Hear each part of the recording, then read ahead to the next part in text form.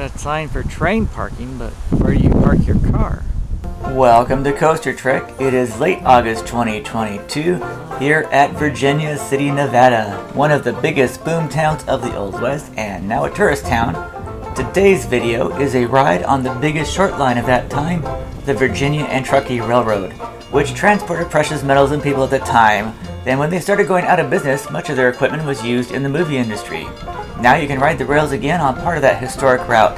They also have special event trains that you can check out on their website. Of course, today they're using a diesel locomotive, and you know what it's called when you use a diesel locomotive on a steam railroad.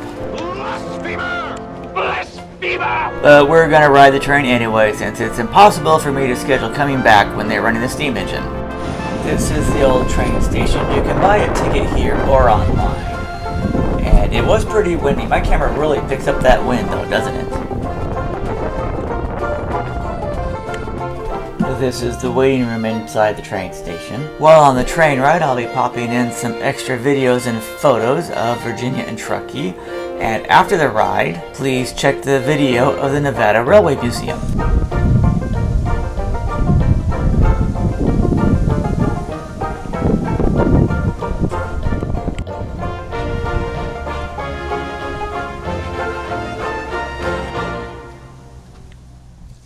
This is a unique way to make a park bench.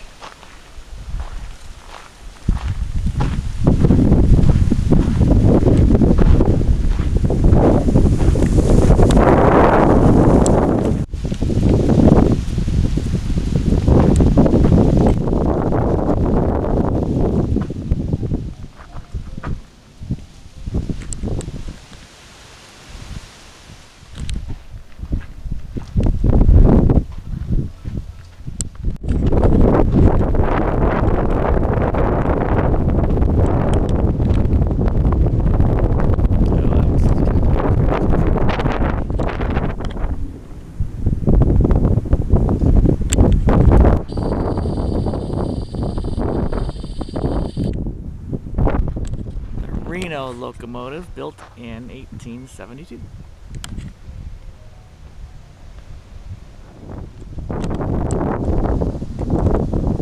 And this is standard gauge.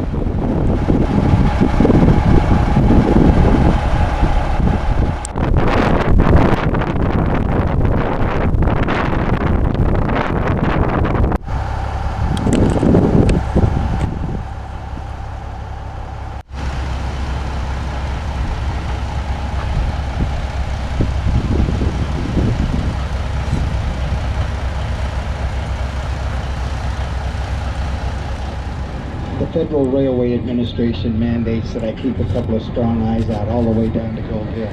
Okay, here's what's wrong with that theory.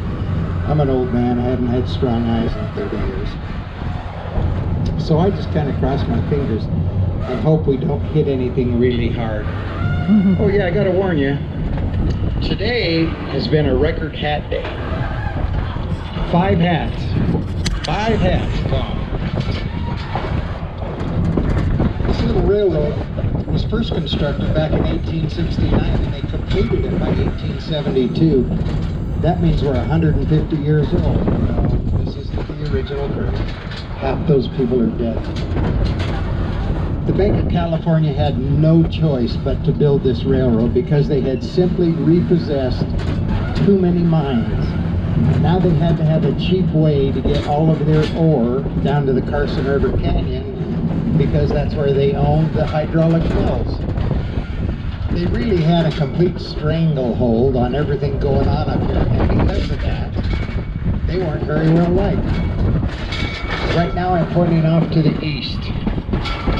1,000 yards to the east, That great big pile of dirt is a dead giveaway. That was the deepest mine in the world in 1875. 3,265 feet deep. It's the combination mine. They called it that because it was a joint venture of 4 individual companies. Every day, they had to pump 1 million gallons of water out of that mine just to keep going deeper. All of the mines up here had water in them. Right there is the first place they ever thought of using steel safety cages. Believe it or not, prior to that, they would just cram all those miners into a big ore bucket, tell them to hold on for dear life, and then they would just start dropping them into the mine. Oh, what could go wrong with that? Also, that's where they first tried compressed air drilling. Let me tell you, that was an overnight sensation. Now the miners no longer had to stand in those old hot mines and swing that pick all day long. That little steel building right there is the Comstock Gold Mill, the very last mill built up here. And this little wooden trestle was put here because there were mines on both sides of the tracks, and this allowed the miners to push their little hand cars right over to this point and then dump them down into the open cars of the VNT. 2 superintendents working right there were John Mackey and James Fair. Now they went uptown and they very quietly began to purchase old abandoned mines all around the Consolidated Virginia mine. 30 days later, right in that mine, they would discover what everybody would call the Big Bonanza.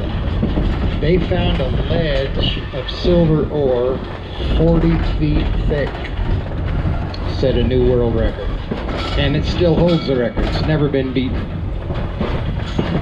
At the time, silver had been assaying at roughly $8 a ton, but now the price skyrocketed to $1,100. Overnight, John Mackey became one of the wealthiest men in the world. He and his 3 partners really liked their new nicknames, which were the Bonanza Kings or the Silver Kings. They hated the Bank of California. I mean, they hated it. So they sent a couple of partners over to San Francisco to establish their own financial empire. And then when they came back, they went toe-to-toe with the Bank of America. They wanted to compete. Well, they were so much more ethical. They actually, in a very short time, ran the Bank of California right off the mountain. Today, the Bank of California is called Bank of America. And I get a big old check from Wells Fargo as long as I keep telling you guys that story. Right here is where our train yard is today, and that's exactly where it was 150 years ago. Hey, take a quick look at those 3 green coach cars. They are now Hollywood famous. I'll explain that on our return trip. There's a little hole in the ground we're passing. I always hesitate to bring it up. It's just a hole in the ground. Of course, it's almost underneath the tracks. And after all, it is 1,800 feet deep. There's the horses. We had a little trouble with them a couple of trips ago. That little hole in the ground is the Julia mine, and it's named after Julia Bulette. She, of course, was the first and one of the few ladies of the evening here. No pun intended. She was so well loved by the people that at one point they actually made her the honorary battalion chief of the Warren Engine Company, most famous firehouse uptown. One of the saddest days up here was Julia's funeral. And she died way too young. She was only 35 years old. People came from far and wide just to pay their last respects. As the little hearse made its way out of town to the cemetery, following right behind it were several hundred of the saddest looking miners and firemen you ever saw. Now here's a ghastly footnote to that story. They used to have to continually move her gravesite because of scavengers and souvenir hunters. True story. We are now right in the middle of what used to be a perfectly good little tunnel. This was tunnel number 5. When the highway department built the truck route, they came through here and they dynamited the roof off this tunnel. And then they put that little permanent steel crossing in place. The truck route is that highway you're going to see all the way across the ravine. That is Nevada State Route 341, and every year we close it for 3 days and we have a car race on it. The event is called the Virginia City Hill Climb, and every year it's very well attended by and usually sponsored by the Ferrari Car Club of North America. Last year's winner, in fact, was a woman driving a beautiful red Ferrari. She was just a blur on that highway. On both sides of our tracks, we have 2 of our state trees. We have the pinyon pines and the mountain junipers.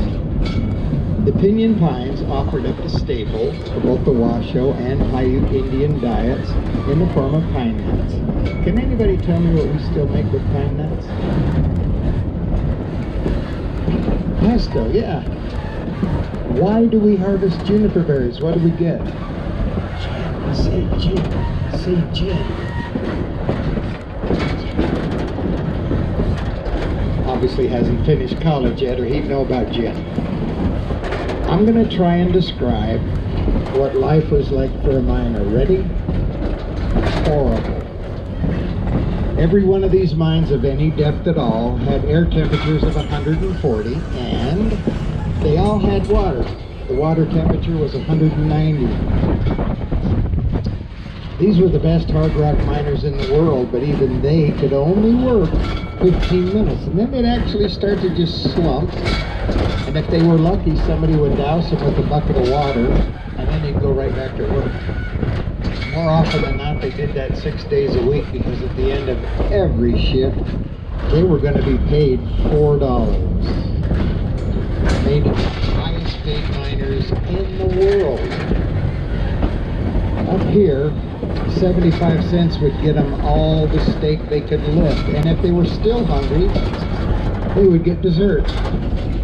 15 cents got them a complete gallon of Old Pub whiskey, part of the original Jim Beam brand. The room they lived in was $10 a month. You know, if they could survive the day job, there was plenty of spending money left over to have a real good time. Do any of you guys remember the Old West elixir called laudanum? Laudanum was 10% opium and 90% alcohol. I think it would have been the best damn 25 cents you could have spent on yourself, actually. I mean, how could you feel worse, right? We're going to enter our second tunnel of the day. Actually, this is our first real tunnel. This is tunnel number 4. Anything confusing about that? It does me. Look at this soft Nevada soil that they had to cut this tunnel out of. And we're expected to grow trees and grass on this thing. This tunnel is 387 feet long. It's not our longest. Tunnel number 2 over in American Flat is 600 feet long. When they were digging these tunnels, they didn't have explosives yet, so they did it with picks and shovels, and in spite of that, they completed them in record time because somehow they averaged 18 inches a day. Now here's another fun fact about this tunnel. It is now the home to a bobcat and 2 rapidly growing cubs. Real good reason for putting your hands inside the cars. Once we clear the tunnel, kind of running parallel to our tracks right here, you're going to see a little dirt road. That is part of the original wagon toll road up to Virginia City. Used to connect all the way over to Placerville, California. In a minute, we are going to go by tunnel number 3. We'll never go through it. You'll see. It was a nightmare for the original B&T. They used to run the trains right down to the entrance of it, and they would stop, and the crews would jump off, and they'd race inside, and they'd start to shore up any of the big sagging timbers, and then at the same time, they would shovel away any dirt and rock that had fallen onto the tracks. If they ran a mixed consist, as it was called. That meant they would have a passenger car or two. They would invite the passengers in to help. Yeah, I'm pretty sure I would have passed on that. Once we get past these first big green trees, if you look absolutely due west, right over the top of those little green trees, you're going to see what's left of tunnel number 3.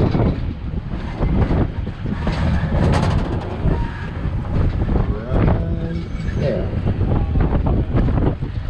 That's why we are now on a permanent detour, or what we call a shoe fly around the tunnel. Now here's the good news. The shoe fly allows us to get all the way down into Gold Canyon.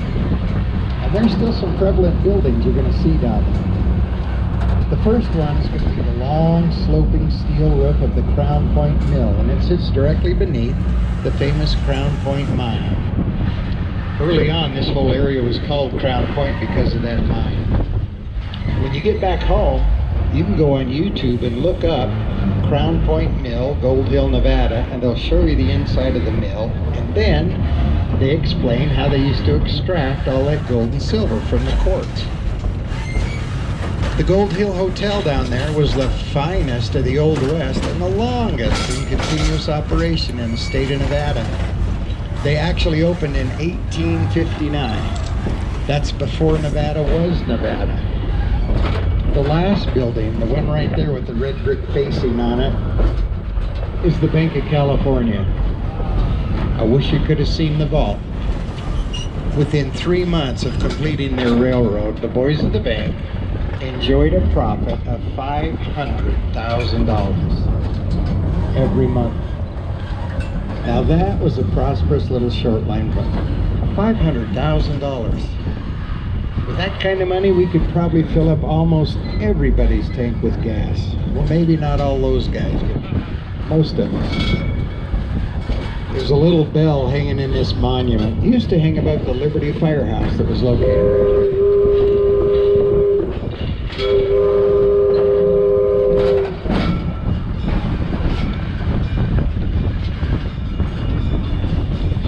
Okay, does anybody want to try and guess what happened to that Liberty Firehouse?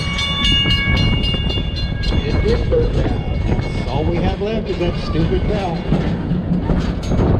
Here come those trees and bushes I promised everybody. Actually, last week, we had the crew come out here and kind of cut those trees back because they were literally starting to slap people on the trains.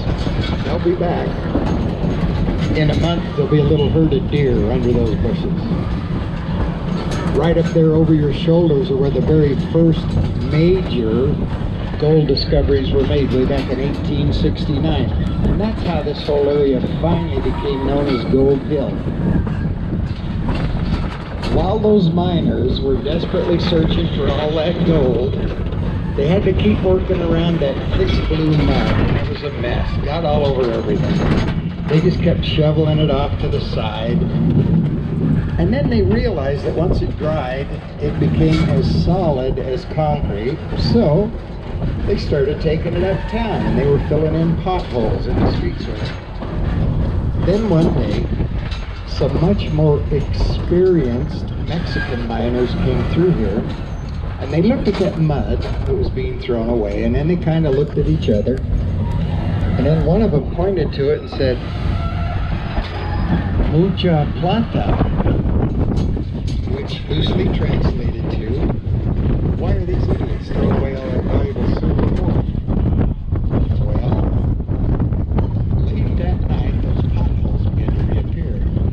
And people very meticulously began scraping that blue mud off their boots, putting it in bags. Good idea. We're going to stop here for a minute. Now, if you want, you can stand up, you can switch back up at a much faster pace. When we have to do that for two reasons. Number one, we have to go back around all these tight curves, and believe me, they don't make them like that anymore for modern railroads. And then we're going to go back up that real steep grade, and it's 6%. That's a little bit much for some of these old locomotives, especially after we've oiled our tracks. From here all the way to Carson City, where our Eastgate Depot is, we travel at about a 2% or even flatter grade. Just a minute, you're going to feel the latest little wrinkle in this excursion. Right there. That little shimmy is the result of an earthquake we had last August. Got one little tiny kink in a rail right there. Doesn't hurt anything. We're going to fix it. Speaking of rails, this is something I had never given any thought to before I became a member of the B&T. It is very difficult for locomotives to drag real long trains around curves because, unlike dirt car, our front wheels don't turn. So it's a constant battle against those rails until the last car gets off the curb and onto the straightaway. Now when you guys get home, you gotta throw a big cocktail party or maybe a big barbecue. Invite all of your friends and then toss off that little bit of train information. They're gonna be amazing. Right here in front of us, you see a big hole in the mountain that's all covered in black soot. It's going to be very close to this side of the cars. That is the other end of Tunnel 3. That's proof that steam locomotives did go all the way through Tunnel 3. That's how that soot got there. Now the locomotive we're using today is our very beloved D3 diesel. And she is a proud retired member of the United States Marine Corps. She was a Marine Corps switching engine for 50 years. Our most famous locomotive, though, still has to be our number 29 steam locomotive. Not long ago, we sent the 29 and those three beautiful Pullman cars to Pahuska, Oklahoma, where the four of them starred in a Martin Scorsese film. And the name of the film is Killers of the Flower Moon. I'm not going to give it away, but I will tell you that it is the story of the Osage Indians of Tulsa and all they went through once that oil was discovered on their tribal lands. Now here's the good news. A couple of fine actors are in the movie, Leonardo DiCaprio and Robert De Niro. And here's the even better news. There's a couple of actors that are not in the movie, Johnny Depp and Amber Heard. Boy, I'm over that. We're going to go back through Tunnel 4, and if we were using the steam locomotive, two things would be totally different. Number one, it would be very hot. Number two, it would be really smoky. In fact, every Friday when we're running the steam, I tell people, if you have a mask, now it's time to put it on. At the very last minute, she put her t-shirt up over her head. All I can think of is Marty. That's why I have a pocket full of these. If that ever happens again, I'm prepared. That's a true story. Only on the D&T would you see that. Alright, here comes the tunnel. And this is actually a tree we're following east.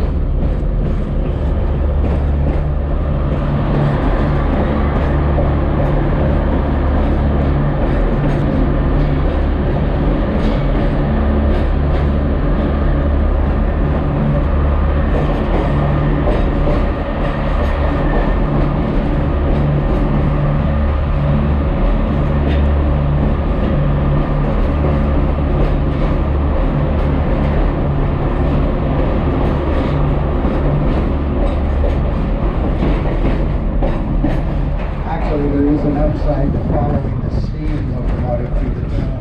It gives you a perfect excuse to run back up town and quickly order 3 Bloody Marys to get the taste of that tunnel out of your mouth. If that doesn't work, order the 4th one. All the way across the ravine over there where the big pile of gray tailings are, that's the Foreman mine. They ceased operations back in 1942 because of a war. That's the mine they are trying to reopen. up until about a week ago, they had started to set up some equipment. Then we had some real high winds, 85 and 90 miles an hour. So then they laid everything back down. But they've got too much money in it. They're not going to quit. They'll get it open. Over the hill and down below it, which you cannot see, is where the famous Occidental mine is located. Some of the purest ore of any of the Comstock mines came out of the Occidental. We're going to pass one more little mine right here at the end of the ravine, and it is the Julia Ward Bullion Mine. Totally ridiculous name for it.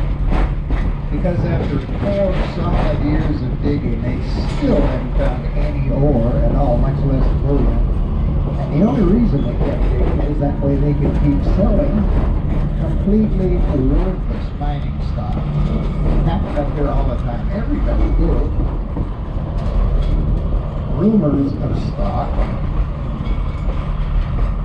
manipulation, let's face it, stock fraud is what established San Francisco and the Board of Exchange. Everybody did it up here. It was so prevalent.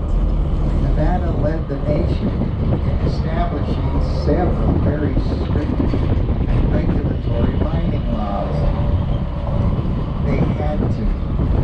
They had been the biggest crooks in the world.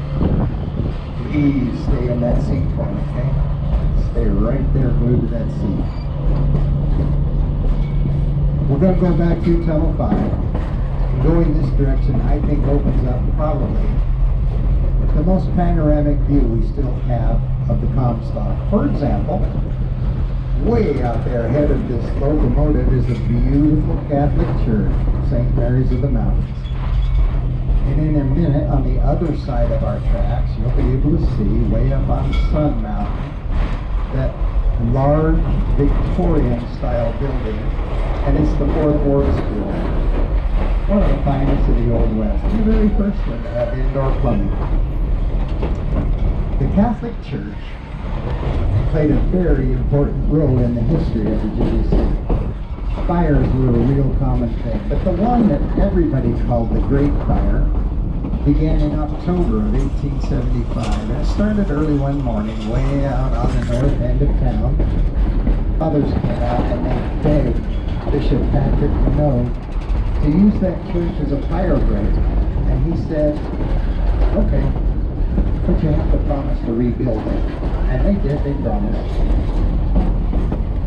Mark Twain was writing for the Territorial Enterprise at the time, and he said, in what seemed like minutes, 70% of Virginia City had been destroyed, and the other 40% was on fire. He was a horrible mathematician, but he has pretty good stories about it. Actually, 90% was lost. 25,000 people were homeless. But there was so much wealth up there. Well, there were more millionaires here than any city in the world. I don't mean per capita, I mean in total. 194 of them. Because of that wealth, within 1 year, everything was restored and rebuilt, including that beautiful church. Now they want you to know, you're all invited in. They don't care what your beliefs are or your religious denomination. They want you to just come in and enjoy the beauty. If you need more incentive than that, I've got it. They sell wine in the basement. The Collar Mine tour right there is an excellent tour to take because, like the butcher shop, it's a horizontal mine. So it's nice and cool. Goes back in there about 400 feet. It's 395 feet more than I needed, but still a pretty nice little tour. On the other side of our tracks here where that big fenced arena is, that's where we're going to once again have our famous camel races. Do any of you guys own a camel? No, probably not. That's okay. You can bring your llama, you can bring your zebra, you can even bring your ostrich. And the only thing you'd never have to bring, because we always have too many of them, that would be jackasses. Every year, think it has to do with all that cold beer they start selling about 7:30 in the morning.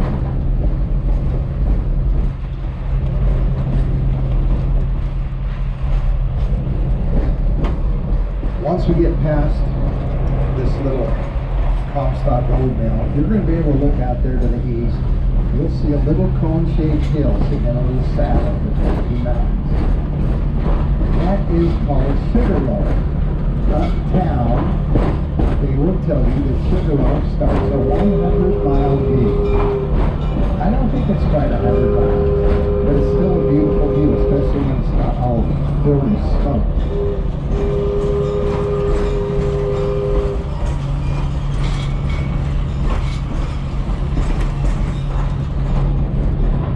Now we're going to cross back over to F Street here, and once we get beyond these few little apartments on the hill above us, you're going to be able to see the back of the Mackey Mansion. It's beautiful. John Mackey's wife, Marie, had the horrible job of having to travel all over the world and buy whatever she wanted to bring back and furnish that mansion with. She brought back things people had never even heard of, much less seen. Now, in spite of the fact that it is definitely haunted, it's still a real popular place for weddings and receptions. All summer long, we get wedding parties on the trains with us here. In fact, 1 week ago, on Sunday, we had an actual wedding ceremony right here on the train. In fact, the couple took their vows at the back of this car. We're going to do it again in 3 weeks. I certainly hope it's a different couple.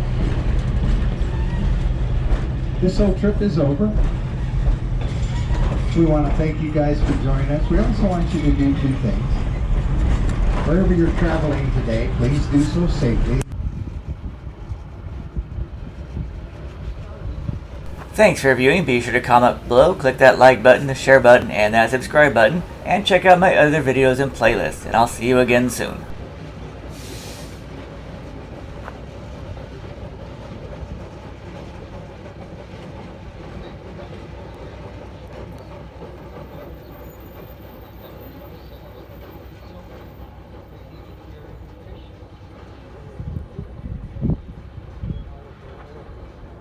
Oh, there's a caboose up there too.